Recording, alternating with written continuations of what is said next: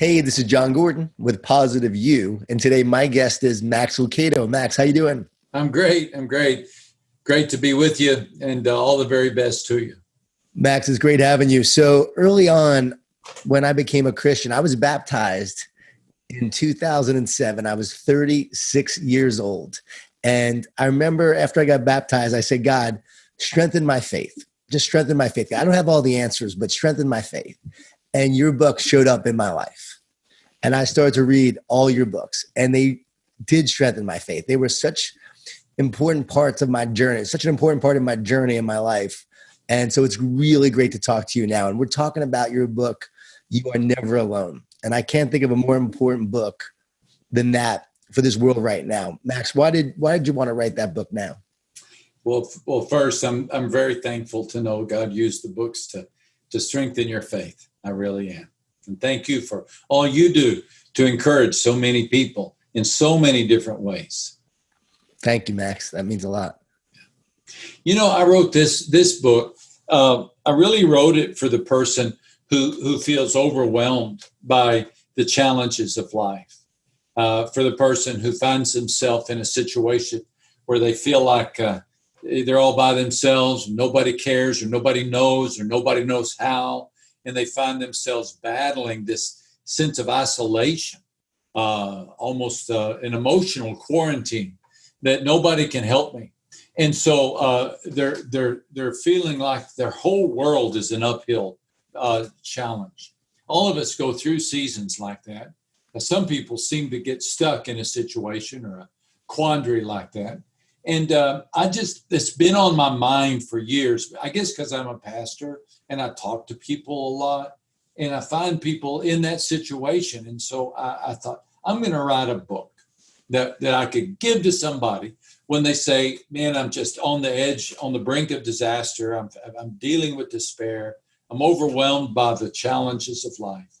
And so that's the goal here, is to speak to that person and to help them to have faith and to have hope and to move forward.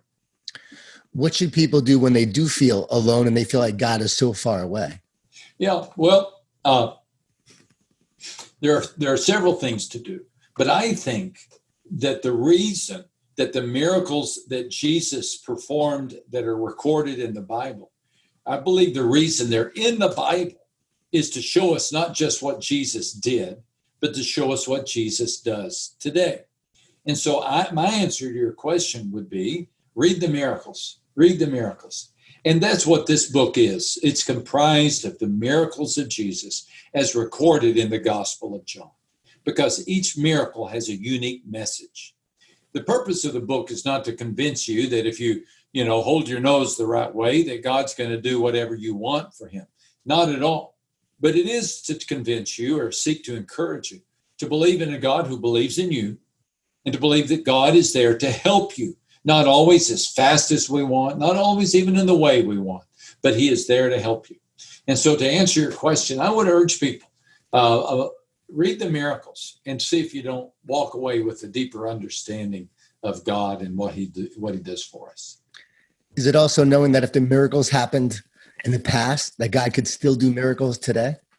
There is no doubt in my mind. I think we're surrounded by miracles. I believe that, of course, just life itself, the universe, the sustenance of life, it's all a miracle. But I believe that God heals people. I've seen healings. I've seen miraculous deliverances. I've talked to people who literally from one day to the next were free of alcohol addiction.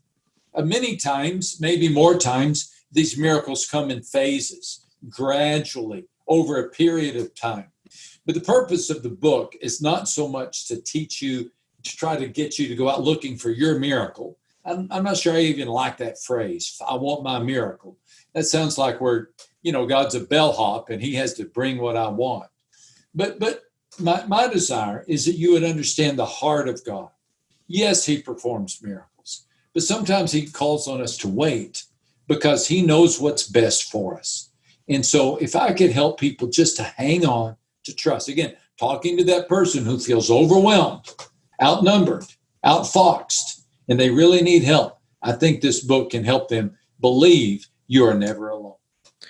A lot of people right now feel alone. They've been in quarantine. They've been isolated from people they love. There's a lot of elderly that are alone because people can't see them either. How can we make people feel like they're not alone? Yeah. Yeah. And this isolation, I think it's taking a terrible toll on us. Anxiety levels are higher than they've been in years. I was told the other day that call-ins to emotional helplines are 900 times what they were this time last year. Wow. It's just stunning. So ideally, we could go to the hospital, go to the elderly home, go to the house, sit down next to somebody and take them by the hand and say, I'm here for you. We can't do that now. So we're going to have to depend on God even more. We're going to have to depend on God even more. We're going to have to pray with more passion. We're going to have to call people up and get them on the line and say, now let's pray. I'm sitting here, I'm on the phone with you. We're going to pray together. And we're going to have to get creative in checking in with one another more and more regularly, every day or every 2 or 3 times a day. So here's my deal. If the Lord has put a person on your heart, then the Lord has gone ahead of you and is already working, trying to help that person. So don't think that even though it'd be better if you could be there in person, he doesn't have to have you there in person. He can speak through a telephone line. He can speak through a text or an email. So trust him to do the work. You just contact people. And if God keeps bringing somebody to your mind, then you reach out to them, because that means he's working, helping to bring strength to that person. Max, so many people say, like, why is God allowing this right now? Why is he allowing me to suffer in my life? And why is he allowing me to feel alone? Like in those moments, Max, like what are we supposed to do when we feel that way? I have felt that way in my life. Like, what are we supposed to do when we feel like God is allowing us to experience that pain in that moment? Yeah, I know. I felt it too. I have too. God doesn't always do what we want, does he? No. He's quick to remind us that he's God and we're not. And, in seasons like that, I think it's okay to be upset. It's okay to be angry with God. You look at Jesus in the Garden of Gethsemane, he's pounding the ground. He's saying, Lord, take this cup of suffering away from me, yet not my will, but thy will be done. I think it's okay to be upset. But, again, at the end of the day, and I don't like that phrase. I use it too often. I'm trying to break that habit. But in the final sum, either God is good or God is not. Either God is there or God is not. Either God is with us or God is not. And I believe all of the Bible and all the messages of the Bible work in a symphony to tell us that God is there, God is good, and God will help us. Now, we go through these times in which we think God is silent or God isn't there. And in those times, we've just got to say, all right, Lord, I'm going to trust you. It's storming. I can't see you, but I believe you'll come to me at the right time in the right way. And just keep trusting. Just keep putting one foot in front of the other. Ultimately, the answer is going to be heaven. We're never going to have all of our prayers answered until we get to heaven. And Jesus said that. He said, in this world, you're going to have tribulation, but be of good cheer because I've overcome the world. Your books have encouraged me so much over the years. They've helped me have trust in difficult times. When you're writing books and when you were writing this book, is there a certain way that you approach it? Is there a certain process that you have in writing a book? Well, I'm very fortunate because I'm still a pastor. I'm not the senior pastor of the church. I was for decades, but I am a pastor at the church. I'm kind of retired, sort of, but I keep awfully busy. But I still do a lot of preaching, and that helps me to see what people are going through. I don't think I would be a good writer if all I did was hang out in a library or sit in my office. Talking to people, visiting with them, hearing their concerns, getting a pulse, finger on the pulse of the anxiety or the despair that people feel is really, really helpful. This book is a perfect example. I can trace it back to a conversation I had with a lady in a hospital. Her husband was AWOL and had been for months. Their son was in intensive care as a result of a car accident. Their son was also battling opioid addiction. And she had been up there for 24 hours straight. She looked bedraggled and frazzled. And she looked at me and she said, Max, it's just me and I ain't much. It's just me and I ain't much. Well, that little phrase, it's just me and I ain't much. That's where a lot of people live. They live right there. And so having that conversation motivated me, or the Spirit used that to say, what can I say to people? What can I give them? Is there a book I could give people who are in that position? It's just me and I ain't much. And I think that helps my writing. I think it helps my ministry. And so I'm doing my best just to try to stay in touch with people and bring words of encouragement to them. I love it. You wrote about the miracles of Jesus in this book. What's your favorite miracle that you wrote about in this book? Well, no doubt it'd be the resurrection of Christ. Every one of the miracles is special and has a beautiful message. But if there's no resurrection, there's no hope. And I can recall the moment that I believed in the resurrection. I was in college, and I had a lot of doubts in my faith.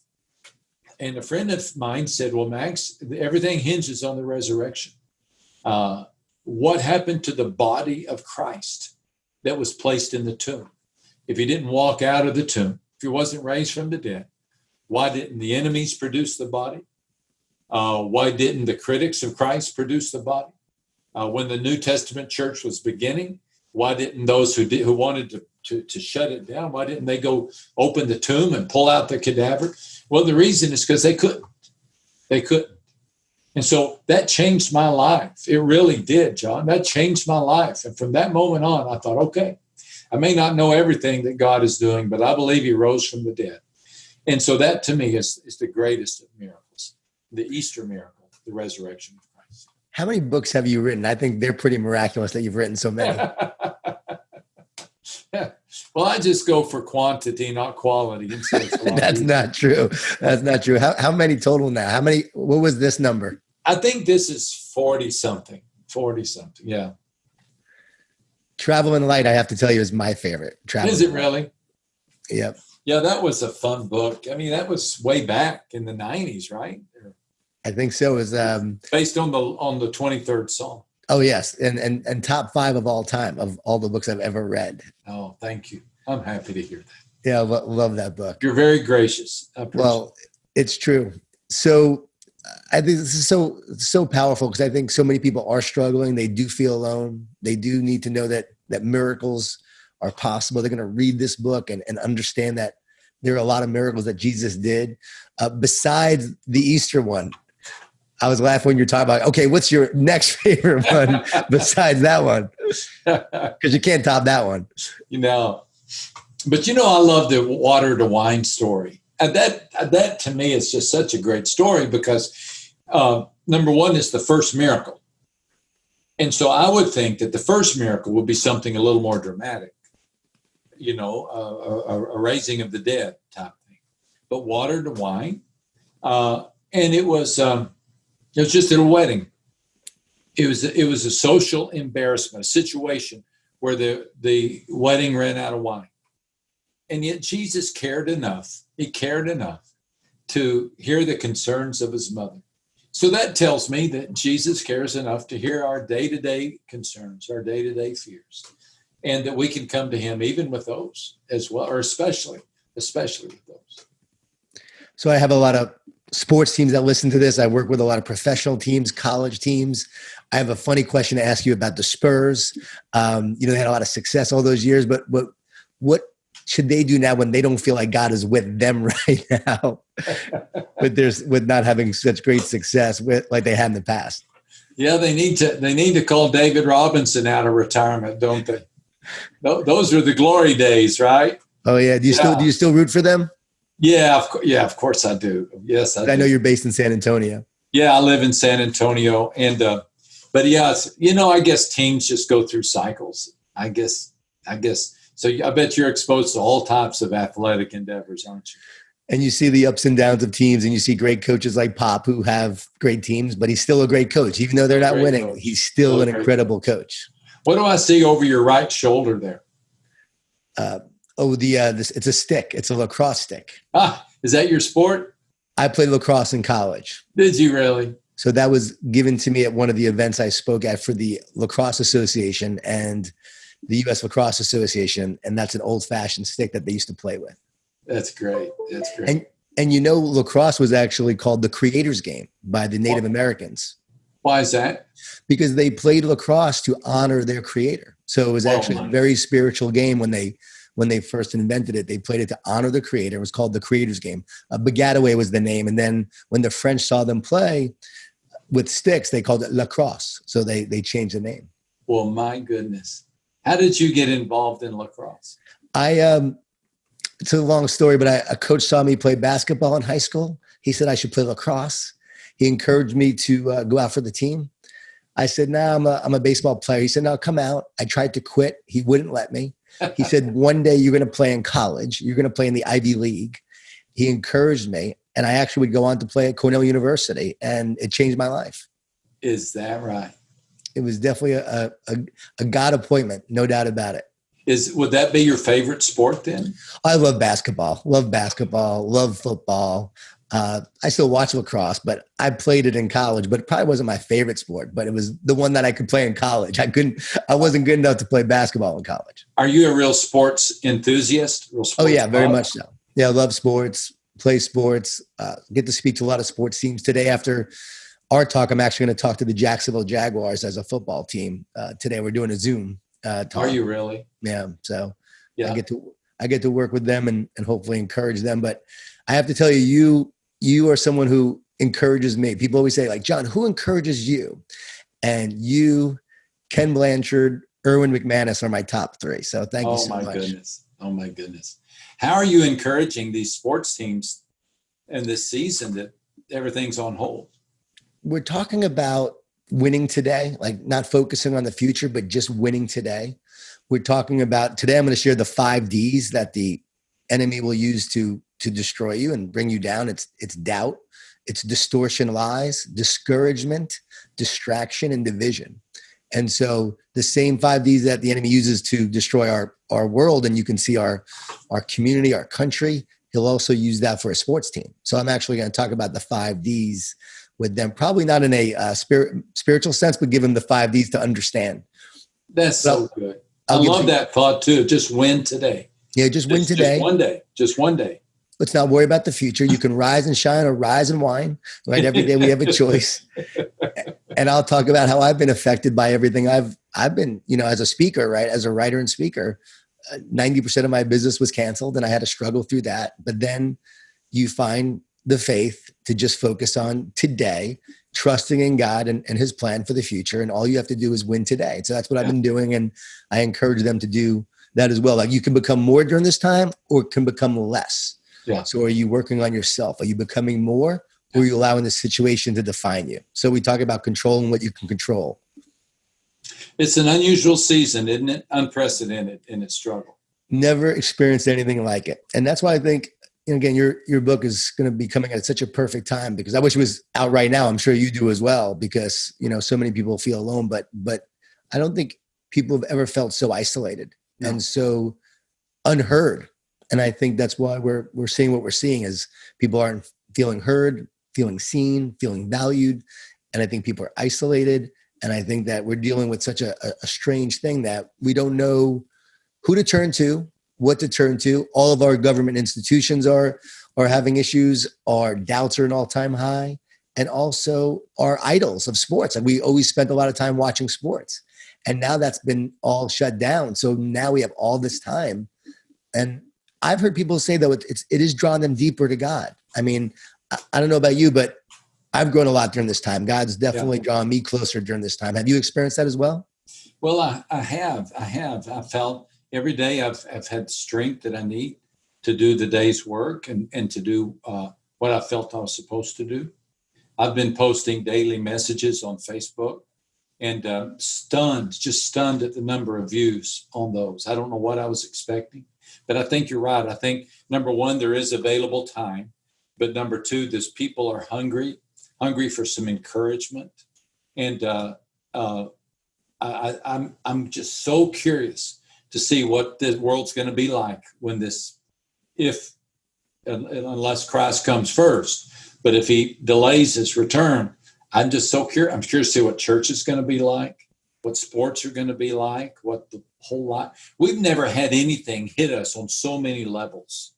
And now with these protests, with the lootings, it's like we've even gone another layer. You know, there's the COVID, there's the deaths, there's the economy, there's the layoffs, there's the 40 million people who've lost their jobs, and then now this looting, and it's, boy, you like you say, you either turn toward God or you give up on God in a season like this. And I think more people are turning toward it. I do too. And I think messages like yours, you're still posting the same messages that you posted years ago or even last year, but people are receiving them differently now. Yeah. They're like, wow, I needed that. Meanwhile, it's the same message you might have posted last year with not the same message, but a similar kind of message. And yet they're receiving it so much more now because their hearts are open. Exactly. So final question, Max, in terms of, as a pastor, I'm sure you sometimes feel burdened because you're encouraging so many people. I do the same in my work. Do you sometimes feel like it's hard to take it all in, and you feel the angst and the anxiety of so many people, and you feel a responsibility to help them? Is that ever a burden on you? It is. If you try to carry that, you won't last very long. You know, you've really got to give that to God. You really do. You know, you just can't fix people. I have a pretty realistic understanding of what I can do. I'm kind of a one-trick pony. I know how to teach and write, but I'm really not a great counselor. I'm not a great strategist. I'm not the greatest staff leader that this church has ever had, but I know how to stand up and how to encourage people and write words, and that's about it. It's about it. So I've pretty well freed myself up from the expectation that I will solve everybody's problems. And I just accept that the best I can do is help you take a step from point A to point B. You may need to get from point A to point Z, but I can just help you get from this to here. And that's all I can do. And thankfully, I'm happy to do that. And so if I keep that mindset, that's been a real game changer for me. In fact, writing and speaking, somebody once gave me this advice. They said, don't try to hit a home run every time. Don't think that every book has to be a home run. Don't think that every message you present has to be your greatest message. And they said, just do this. Just get on base. Just get on base. And I wasn't a great baseball player, but I did learn how to get on base. I could bunt, I could scrabble, scratch out a single, and I could get on base. I had more walks than anybody in our high school history because I was just stubborn, and I don't know how I pulled that off, but I could find a way to get on base. And I think that's important in ministry and in what you do. If you put the pressure on yourself to say, okay, man, every message has to be super, it's going to wear you down, So just get on base. Just get on base. Like you're telling the guys today, just live it one day at a time, win today, and let tomorrow take care of itself. That is so good, so helpful. The book is called You Are Never Alone. It's your 40-something book. When did you, I said it was, the last one was my final question. I have to ask you this. When did you realize you had a gift of writing? I've always loved to write. I really have. But I was surprised that people wanted to read what I wrote. You're gifting when you love to do something and people love for you to do it. I love to sing, but people don't love for me to sing. So I know that's not my gifting. But I love to write. And people say, hey, I want to read some more. And so that connection. And to me, that was out of seminary. Well, I got out of seminary, I got my first job at a church in Miami, Florida. I wrote an article for the weekly bulletin that the church sent out. This was in 1979. And people would come up to me at church and say, oh, I loved what you wrote. I couldn't believe that. I got so excited. And so I think that's a good hint that you're doing what God's called you to do. If you love to do it and people want you to do it some more. Well, thanks for your call, Max, and thanks for God for allowing you to do this amazing work to encourage so many of us, and including me. And thanks for strengthening my faith. God bless. Thank you, my friend. All the very best.